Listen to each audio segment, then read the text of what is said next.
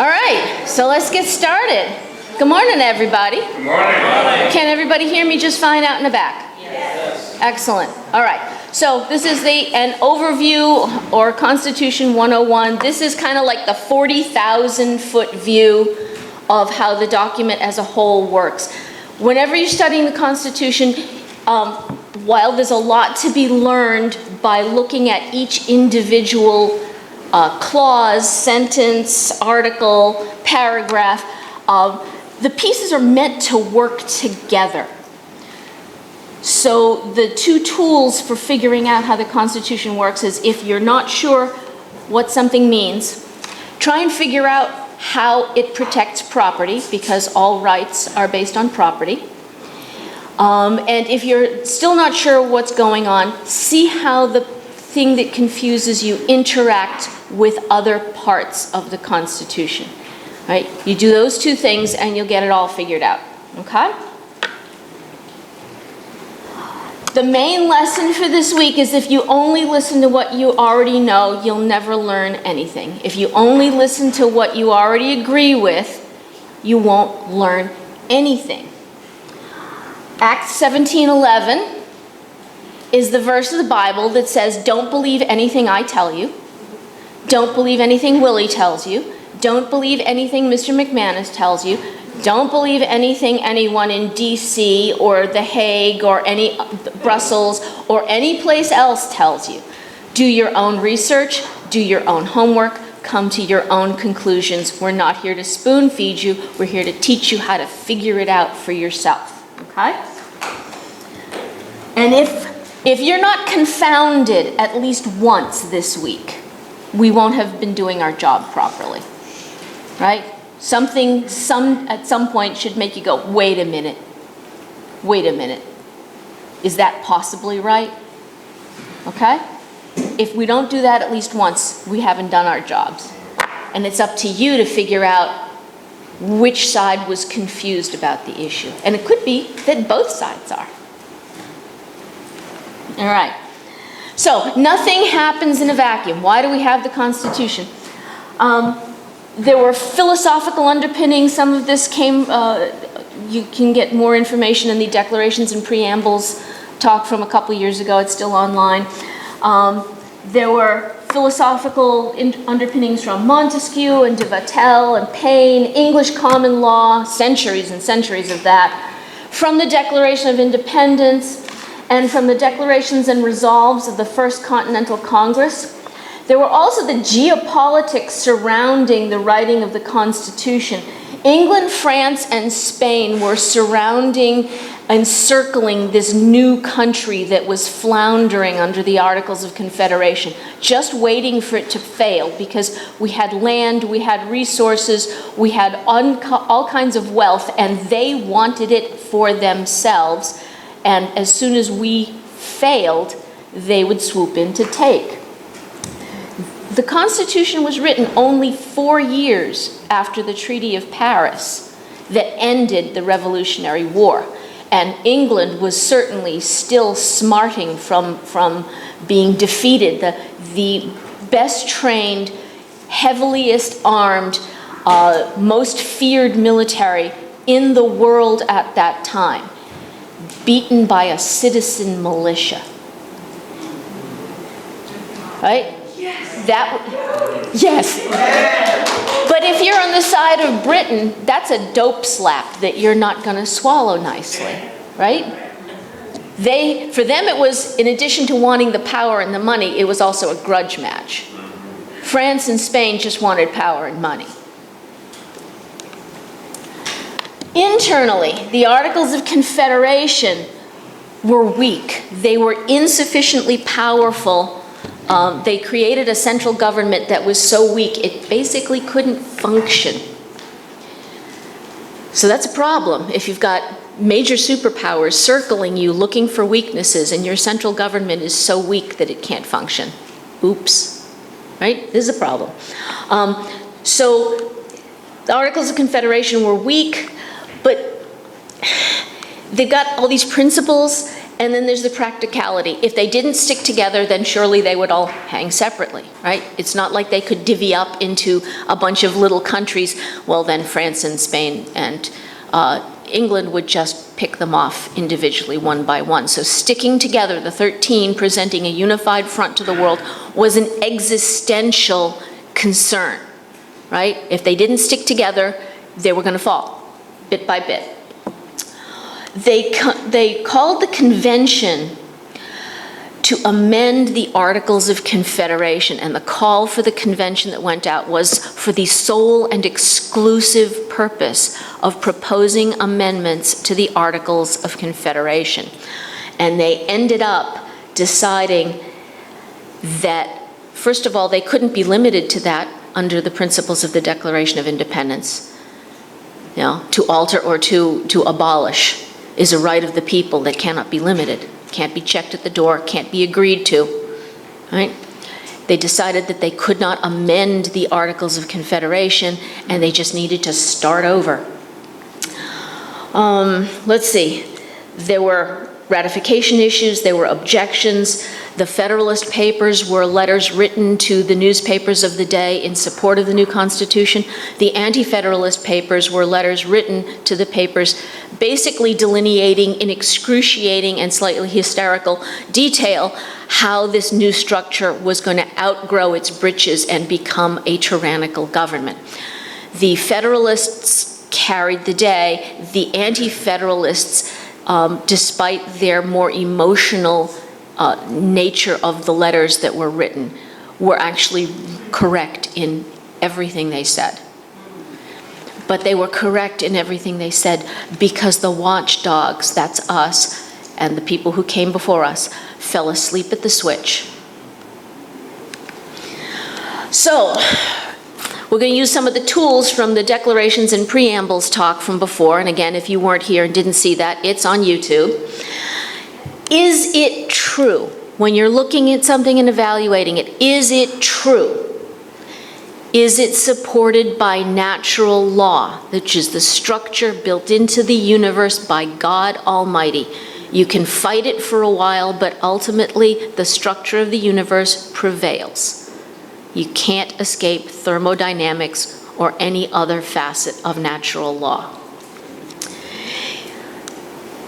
Part of natural law here is it congruent with God's word or is it in conflict? Right? Natural law is the structure God built into the universe.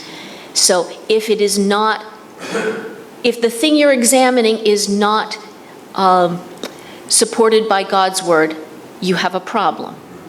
All right? And it could just be that the problem is the way you're looking at it or your understanding or something else that you've gotten mixed up in your head. But if something is in contradiction to God's law, it will fail. Cui bono? Who benefits? Whatever's going on else in your life, if somebody's trying to convince you of something, who benefits? That could apply to a lot of situations that are going on right now. We'll just leave that right there. How do the choices made, because there were trade-offs and choices that were made in the writing of the Constitution, how do those support the principles that were listed in the Declaration of Independence? All right? Where's the balance line between the separate states and the unified front to be presented to the world at large? Right? Where's the balance? There were a lot of trade-offs that had to be made. They needed to make a government that was going to be strong enough to act, which was the problem with the Articles of Confederation, but weak enough for the states and the people to stay free of a tyrannical government. The federal action, if you read the Constitution, the action of the federal government is mainly directed externally. Supposed to be, right? That's what the Constitution says. The internal actions of the federal government are mainly related to making an even playing field so that people can build their lives in this new country fairly without regard to whether they happen to live in Georgia or Virginia or New Hampshire. Huh? All right. We're going to make a short interlude here on the idea of granting and vesting. The first 3 articles all start with some variation on all powers granted shall be vested. These are really crucial, really crucial. How much is all? Is it some? Is it a bit? Is it kind of, sort of, maybe? How much is all? All. Excellent. You got the first one right, and that's crucial. What does it mean to grant something? Give. If I grant you something, if I grant you this roll of tape, I'm giving you this roll of tape, right? So all the power is given. Who's doing the giving? The people are doing the giving. Sovereign power resides in the people. And also, the states are giving a little bit of their power in a few areas as well. Under what conditions are they granting the power? They're granting the power so that this new federal government that they are creating has the authority to carry out the duties it's being charged with. If I assign you the duty to vacuum the rug, but I refuse to give you a vacuum cleaner, how much success are you going to have at vacuuming the rug? Zero. Right? If I'm going to give you a duty to perform, I also have to give you not only the power, the vacuum cleaner, but I also have to give you the authority to plug it in. Right? If you don't have the power and the tools, you can't do the job I've given you to do. The Constitution sets forth the duties and responsibilities of the federal government and assigns it just enough power and authority to get those tasks done, and not one iota more. Now, what does it mean to vest power? All powers herein granted shall be vested. To vest something means to assign it irrevocably. If I vest power in you to do something, I've given it to you, but I have not given you the authority to make your brother do it. Right? Your brother's going, yes.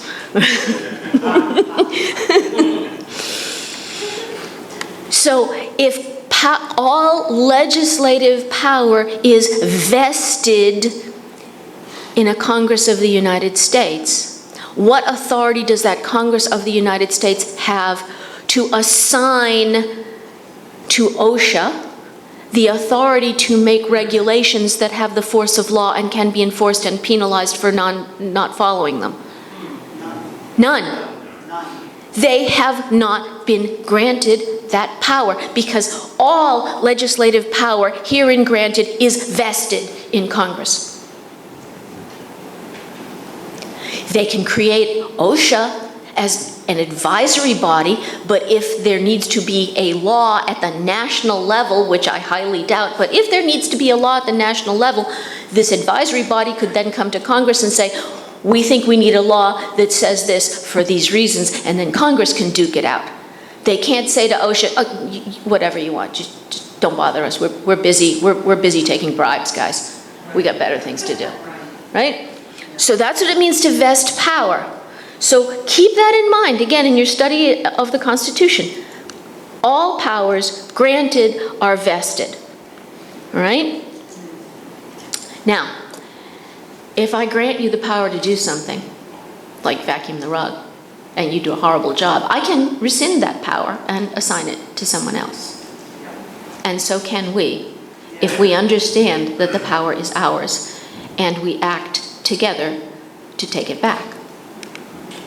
All right, Article 1 is the legislative. It's the longest article in the Constitution. It creates the legislative branch. it lists very carefully the levels of power that are granted to this branch of government. Why do we have a legislative, executive, and judicial? It's from Isaiah. For the Lord is our judge, the Lord is our lawgiver, the Lord is our king. He will save us. God himself has 3 phases to his power. In humanity, it's best to split those up. Right? Too much for one person, because only God can administer all that power equitably. All right?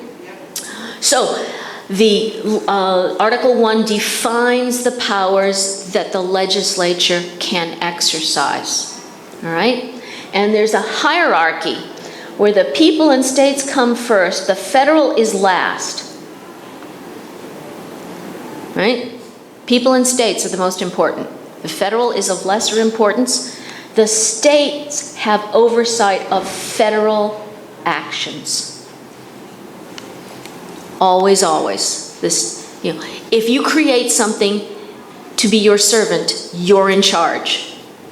Unless you fall asleep and the servants take over and you wake up and forget that you're the boss. Right?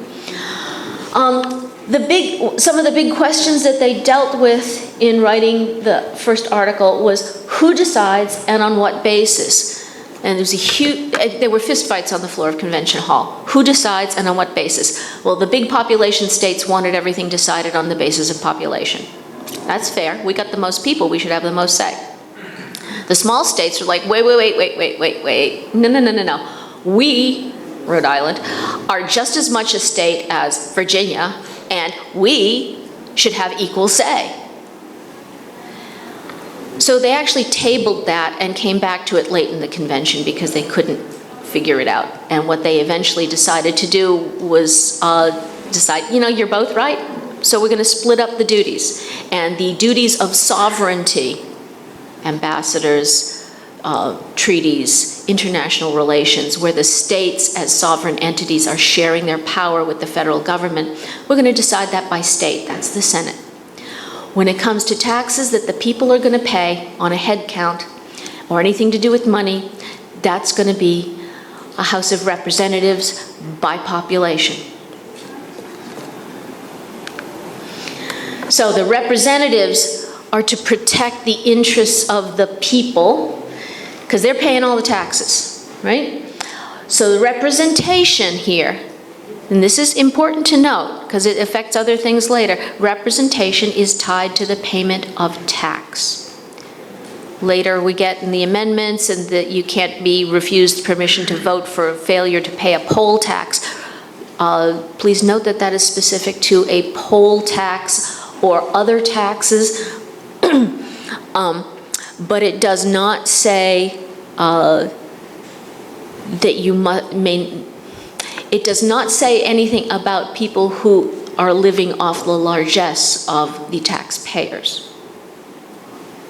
I think there is a good case to be made for limiting voting to people who are actually paying the costs, even if it's minimally, right? People paying all the taxes, representation is tied to payment of tax. The census, the purpose of the census is to adjust the number of representatives every 10 years, according to population, so that you have appropriate representation by population. The 3/5 clause, which is inside the census clause and has been overturned by later amendments, that was actually an abolitionist clause. It's something that the liberals tend to pull out and say, see, they only thought that slaves were 3/5 of a person. Utter balderdash, okay? Get an eye on the time, so we can talk about that later, but that was actually an abolitionist cause. It tied payment of taxes and representation and included some of the slaves, a part of the population, in terms of assigning representatives and taxes. And when they finally freed all the slaves and did a new census, surprise, surprise, the southern states had been committing tax fraud by misrepresenting their population of slaves. There were a lot more slaves than anybody knew about. They were cheating on their taxes. There is nothing new under the sun. Yep. All right, the Senate is to protect the interests of the states.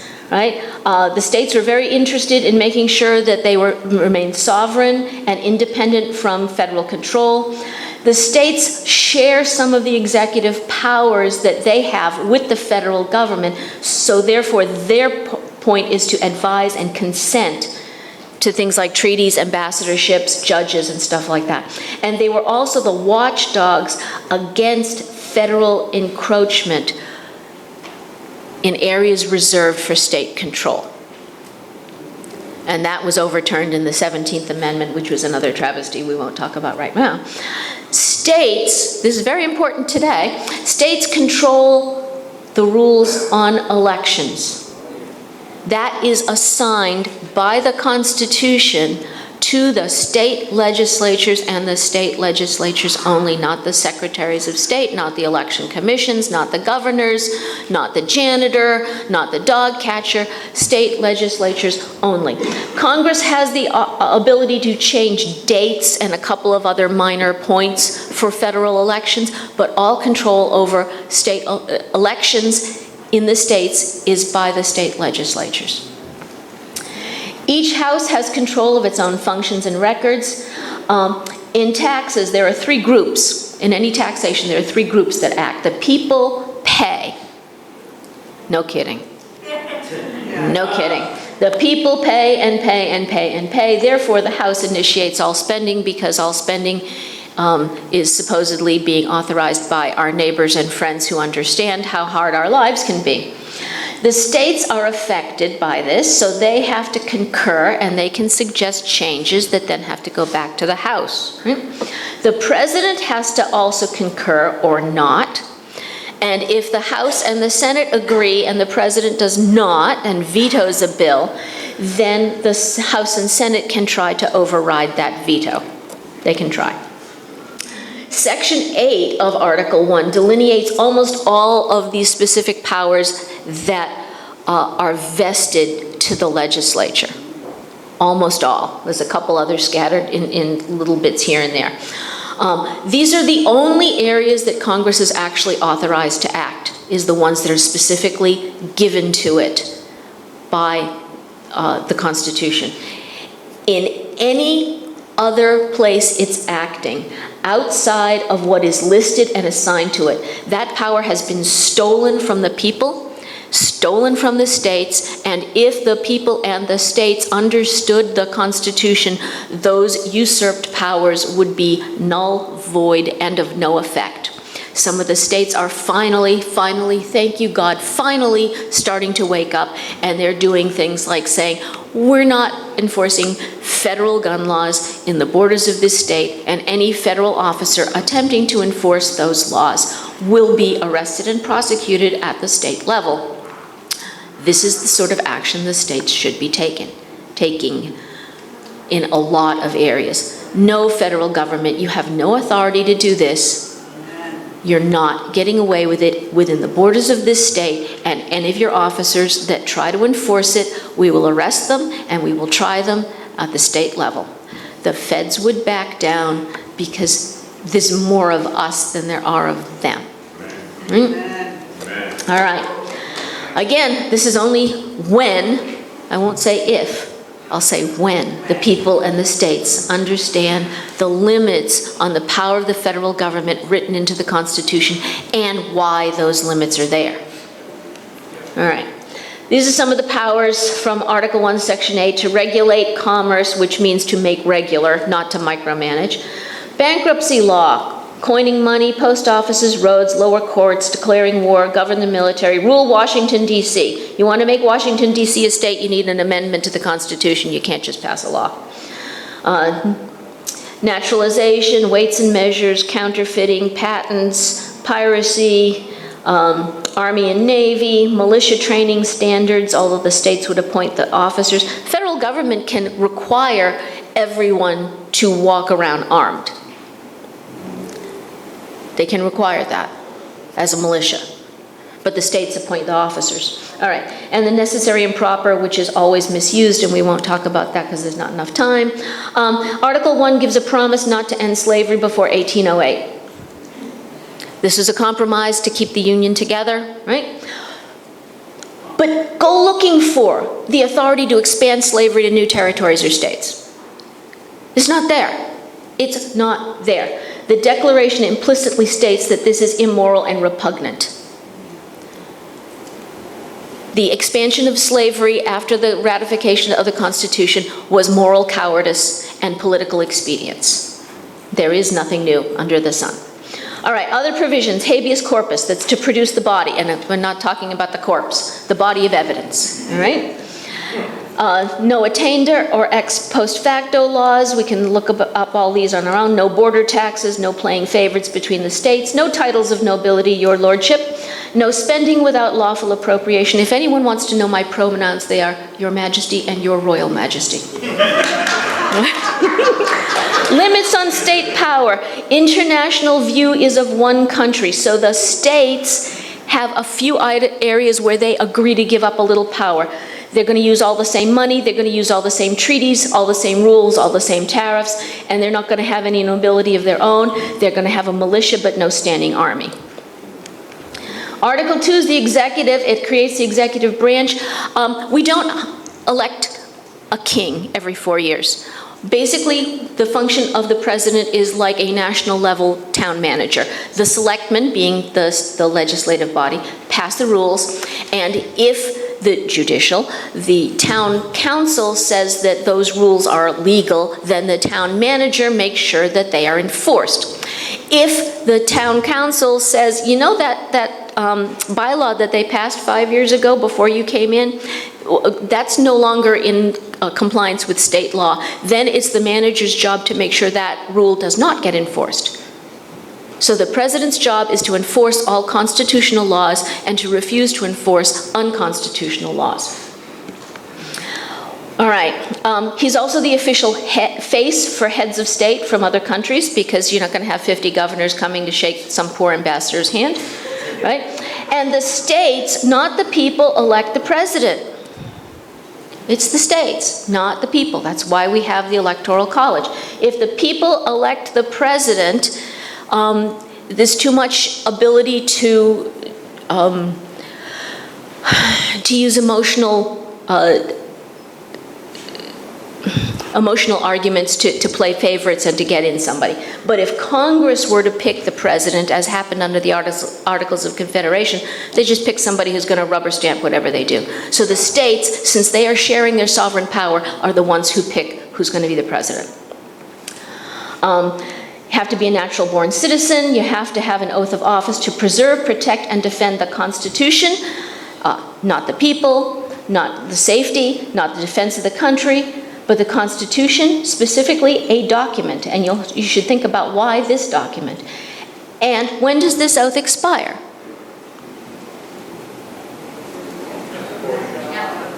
Never. It never expires. Never expires. The president also has duties as commander-in-chief.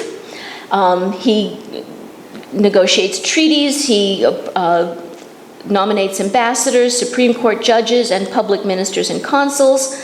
The Senate has to confirm all of these because these are sovereign functions and the states are sharing their sovereign power. They get a say. He has to report to Congress. That's turned into the Kabuki Theater, currently known as the State of the Union Address. He receives ambassadors from other lands. He executes the constitutional laws. That means to carry them out, not to hang them by the neck until dead. Okay? And he can convene or adjourn Congress on extraordinary occasions. He can be removed from office on impeachment and conviction for treason, bribery, or high crimes, or misdemeanors. Misdemeanors are ill behavior, evil conduct, fault, and mismanagement. That would include usurpation of power. Okay? Impeachment, basically, the articles of impeachment are brought by the House. Those are like an arraignment, a list of charges. The trial is held by the Senate. You have to have, you can't just accuse and get rid of somebody. You then have to show proof that they're guilty and convict them. Article 3 is the judicial. That codifies the powers that are vested, there's that word again, vested in the federal courts. The judges hold office on good behavior, which needs more definition. Trial by jury is assured in all cases except impeachment. The federal courts hear all cases involving public ministers, admiralty and marine concerns, or the ambassadors. The military has its own code of justice. The courts of law and equity are set up. Courts of law and equity, what on earth is that? Law is what it says, statutes, laws that have been passed. But equity is more of a fairness. Bankruptcy comes under an equity court, right? We've got this much debt and this much money. How do we divvy out the money as fairly as possible? That's an equity court. The Supreme Court is given original jurisdiction in all cases that involve a state as a plaintiff or defendant. And think back to the case a few years ago where the feds sued Arizona in Arizona District Federal Court for the horrible crime of enforcing federal immigration law that the feds were not enforcing. And the judge, the Arizona judges, and the federal judges, not one of them knew that the Supreme Court has original jurisdiction. This whole thing was in the wrong jurisdiction, and none of them. I was just waiting for one of the Arizona judges, lawyers, what? One of the Arizona lawyers to say, you got the wrong place. There we go. All right. Where was I? Arizona judges did not say, Your Honor, you can't hear this case. It's the wrong jurisdiction because the Supreme Court has jurisdiction. They didn't know because the Constitution hasn't been taught in the law schools in 100 years. Article 3 defines treason, levy of war against the United States, adhering to enemies, giving aid or comfort to enemies. Congress sets the punishment of treason. No attainder of treason works the corruption of blood. It's one of my favorite phrases. Property forfeiture ends with the life of the attainted, and both of these attainders and property forfeiture were tools used by the king and parliament to basically destroy political enemies before they could cause too much grief. Article 4 is interactions between the states and the federal government. It makes promises to citizens and to the states. It gives a whole bunch of guarantees. The states are required to accept as legal the acts, rulings, and records of every other state. So you can't skip out on paying child support by crossing the border. If I sell you a car and take your money and then go to Wyoming with the car, you can come after me in Wyoming to get the car or the money, right? You can enforce contracts across borders. That also means that, if you adopt a child in Wyoming and you move to Idaho, the kid is still your child. That's convenient. It's really annoying to have to adopt the child in 50 states. All right. This was used to force acceptance of same-sex marriage. It required a redefinition of liberty coming from the 14th Amendment, but marriage was never considered a public act. It was a private act. Right? So here's an area where a deliberate misreading of the original intention was used to force states to do something they didn't want to do. And since the states don't know the Constitution, they weren't able to say, poppycock, we're not taking it, all right? The Supreme Court actually never had the authority to hear the case. It's not an area of federal jurisdiction. Find me the section of the Constitution that gives the federal government jurisdiction over marriage law. All right, more from Article 4. The citizens of one state are treated as if they're citizens in all the other states while they're there. And this reinforces the idea that it's the states that hold your primary loyalty, right? But if you're a citizen of New Hampshire and you have a temporary work assignment in Kansas, Kansas can't treat you like you're from Malaysia. Okay? And want you to have a visa and all the rest of that nonsense, okay? Extradition is between all states for any crime. So again, each state doesn't have to have a separate contract with every other state. Return of servants who have fled. This was used to return escaped slaves, but again, pay careful attention to the wording. Madison did the wording on this, and he was really, really careful to separate this historic legal concept of the return of chattels, right, from the concept of slavery being a moral practice. Right? Again, they were trying really hard to work towards this abolition of slavery. Georgia and South Carolina were the big holdouts on that one. At the Declaration of Independence, Jefferson wrote an entire paragraph talking about how horrible slavery was, and Georgia and South Carolina forced them to take it out. All right, corporations are treated as if they are natural persons in order to sign legally binding contracts, to own property, to pay taxes, and to be prosecuted for transgressions, but they have zero right to representation because they are not flesh and blood persons. There are rules for creation of new states, and Congress is in charge of all the property and territory of the United States, and Washington, D.C. holds special status, as was mentioned before.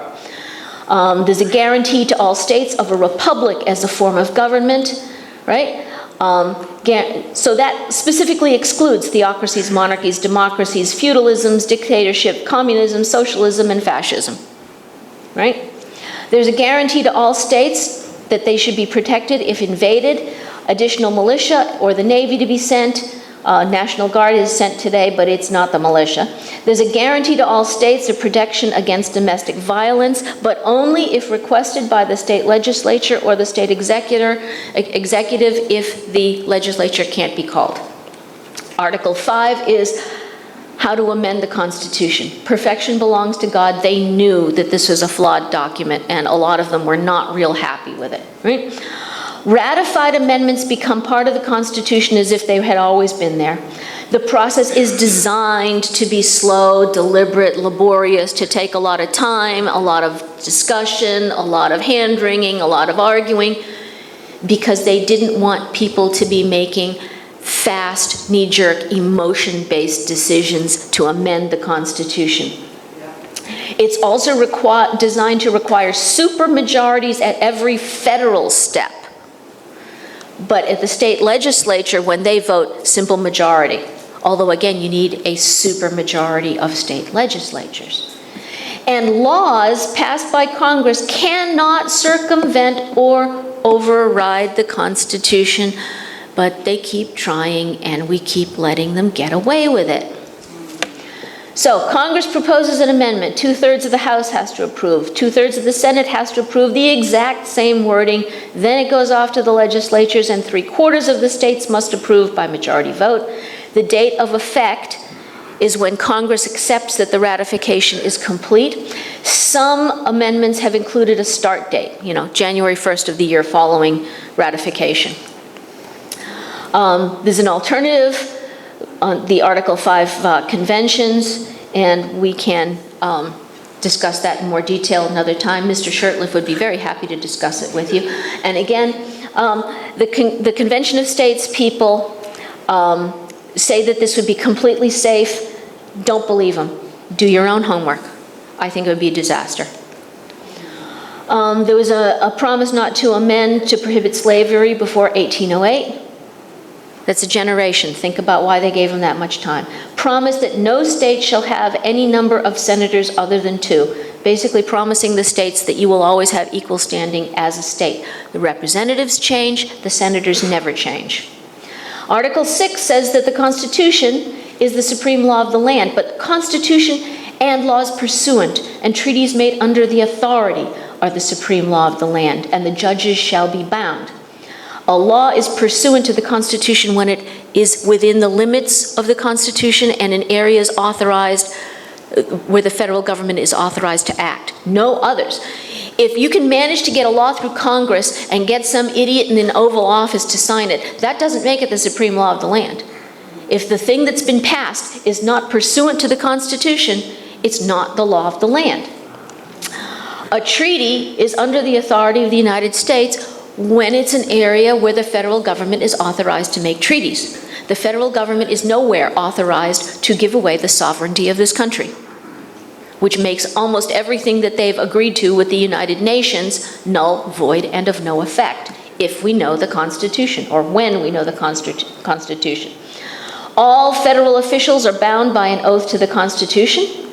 There is no denominational religious test to hold office. That's at the federal level. The states could have a test. They finally overturned that in 1961. And all debts under the Articles of Confederation were repaid. And that was a first in history and a testament to the honor of the men who wrote the document and administered the early years of this country. Article 7 is the rules for ratifying this new Constitution. 9 states established the federal government under the Constitution, but only for those 9. The other 4 were sort of neither fish nor fowl at that point. The ratification conventions could include those not eligible to be legislators, so like judges. They actually delayed slightly before instituting the federal government under the Constitution to allow New York and Virginia to ratify. It was only a 2-month delay, but they were going to have New York City as the capital, and the first president was going to be George Washington from Virginia. So it's a little hard to do that if they're not actually part of the country. So, we're going to have our capital city in Saskatoon, and our president is going to be Macron. No, that doesn't work. You have to have your capital city in your country, and you have to have as your president somebody who's actually part of your country. Right? So they had this little delay, and then there were 2 other states that joined in later. Then there's what they call the Escatacol. It's the closing protocol. This is actually a legal structure, okay? The signatures, they are attesting that they all agree, they have a date. 12 of the states were represented and they signed. Rhode Island didn't send any delegates. The unanimous consent of the states present. They allowed 1 vote per state because, well, 3 of the delegates refused to sign. A lot of them were dissatisfied. All the delegates from New York except Hamilton went home before they signed it. So they decided on 1 vote per state, and it was the unanimous consent of the states present. Franklin said, "I expect no better, and I'm not sure that it is not the best." A ringing endorsement, if ever I heard one. They also drafted a cover letter to the states, and then the whole thing was sent out for ratification. But, I mean, you can tell by this comment from Franklin that they'd spent months at it. This was the best they were going to be able to do, and they were really thrilled with the results. Right? But it has served us remarkably well for almost 250 years. The Federalists supported it, and those letters are now the Federalist Papers. The opposers, those are the Anti-Federalist Papers, and then because of the opposition, they promised the states for more restrictions. Those became the first 10 amendments, the Bill of Rights. They are all of them restrictions in areas where the federal government is allowed to act. No, don't, you can't. Keep your grubby mitts off. Don't even think of it. Mama spank. No. Okay? Problem here is it isn't left and right. It's 100% government power or no government power. The Articles of Confederation were too powerless. They wanted just a little bit more power, and over the years it's been going this way, bit by bit by bit by bit by bit. We have to force it back. All right, that's it for now.